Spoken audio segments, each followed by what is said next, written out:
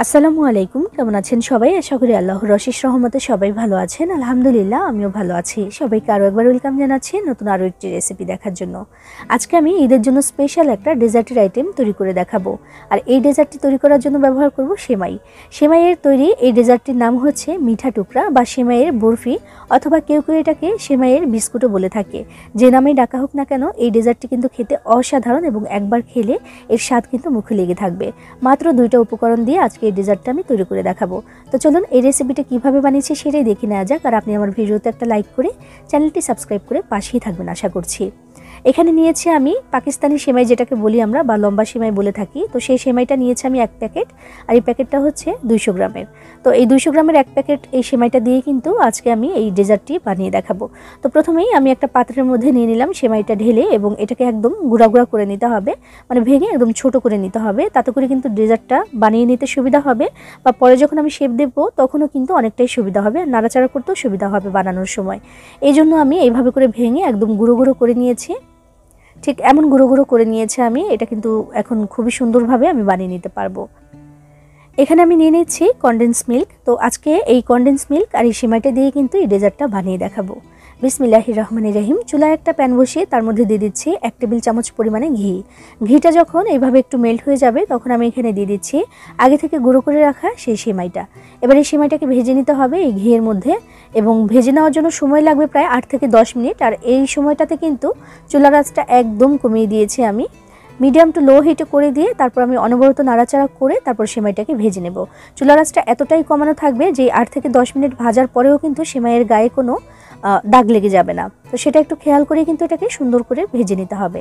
তো দেখুন আমি নাড়াচাড়া করে নিচ্ছি, আর এই ভাজাটা হয়ে গেলে কিন্তু কালারটা যে এমন একটুখানি গাঢ় হয়ে যাবে। ভাজা হয়ে গেছে, এবার আমি বাকি উপকরণ এখানে মিশিয়ে দিচ্ছি। আমি এখানে দিয়ে দিচ্ছি একটা অপশনাল জিনিস, আর সেটা হচ্ছে বাদাম। নিজের পছন্দ মতো যে কোনো বাদাম এখানে দিয়ে দিতে পারেন। আমি এখানে দিয়েছি কাঠবাদাম আর একটু পেস্তা, এগুলোকে একটু ছোট করে কেটে রেখেছিলাম, দিয়ে দিয়েছি। এরপর দিয়ে দিচ্ছি কনডেন্স মিল্ক। আমি এখানে একটা ক্যান নিয়েছিলাম, তো সেখান থেকে অর্ধেকটা পরিমাণে এখানে দিয়ে দিচ্ছি। আর এই অর্ধেকটা পরিমাণে নিয়েছি, সেটাতে করে কিন্তু প্রায় 1 কাপের কাছাকাছি হয়েছে। তো সেটা আমি এখানে দিয়ে দিচ্ছি। এখানে কোনো পানি অথবা কোনো চিনি কিন্তু ব্যবহার করা যাবে না। তো কনডেন্স মিল্ক আর এই সেমাইটা দিয়ে কিন্তু এই ডেজার্টটা তৈরি করে নেওয়া হয়। কনডেন্স মিল্কটা দিয়ে দেওয়ার পরে তাড়াতাড়ি করে মিশিয়ে দিতে হবে, যেন কোনো দিকে বেশি আর কোনো দিকে কম না হয়, একদম সমানভাবে যেন মিশে যায়। সেজন্য তাড়াতাড়ি করতে হবে এই কাজটা, কারণ কনডেন্স মিল্ক দেওয়ার পরে কিন্তু খুব বেশি সময় আর এটা নরম থাকবে না, তাড়াতাড়ি করে কিন্তু শক্ত হতে শুরু করে দিবে। আর সময় লাগবে প্রায় 2 থেকে 3 মিনিটের মতো। তাড়াতাড়ি করে নাড়াচাড়া করে দিচ্ছে। চুলার আঁচটা কিন্তু সেই শুরু থেকেই কমানোই আছে। এই রেসিপিটি কিন্তু চুলা কমিয়ে দিয়ে তারপর করতে হয়। তো দেখুন নাড়াচাড়া করতে করতে একটা সময় মনে হবে যে এটা একটু শক্ত মতো হয়ে এসেছে। শক্ত বলতে সেই শক্ত না, আসলে বোঝা যাবে যে এটা একটা শেপ দিয়ে দেওয়া যাবে, আর ঠান্ডা হলে একটু শক্ত মতো হবে। তো তখনও কিন্তু এটাকে চুলা থেকে নামিয়ে নিতে হবে। তো আমার এটা কিন্তু হয়ে গেছে, দেখুন আমি যেদিকেই চাপ দিচ্ছি সেদিকেই কিন্তু বসে যাচ্ছে। চুলা থেকে আমি নামিয়ে নিয়েছি, আর এইরকম একটা কাপ নিয়েছি আমি 1/3 কাপের যে কাপটা, আমি সেই কাপটা নিয়ে একটু ঘি ব্রাশ করে নিয়েছি এটার মধ্যে। এখানে আমি সেমাইটা নিয়ে নিচ্ছি। যে কোনো শেপে বানিয়ে নিতে পারেন, যে কোনো মোল্ডে বা যে কোনো বাটিতে করে কিন্তু আপনি বানিয়ে নিতে পারেন নিজের ইচ্ছে মতো। তো এখানে আমি কিছুটা পরিমাণে সেই সেমাইয়ের মিশ্রণটা দিয়ে দিচ্ছি। দিয়ে ঠিক এইভাবে করে চেপে চেপে আমি একদম এক জায়গায় করে দিচ্ছি। একটু একটু চেপে করতে হবে এই কাজটা, যেন এটা একেবারে ভালো মতো সেট হয়ে যেতে পারে। তো দেখুন আমি একটু চেপে চেপেই দিচ্ছি। আর এই যে কাপটা নিয়েছি এটার অর্ধেকটা পরিমাণে হয়েছে, দেখুন এরকম হলেই কিন্তু চলবে, বা এর থেকে বেশিও দিতে পারেন একটু যদি পুরো চান বা একটু মোটা চান সেক্ষেত্রে।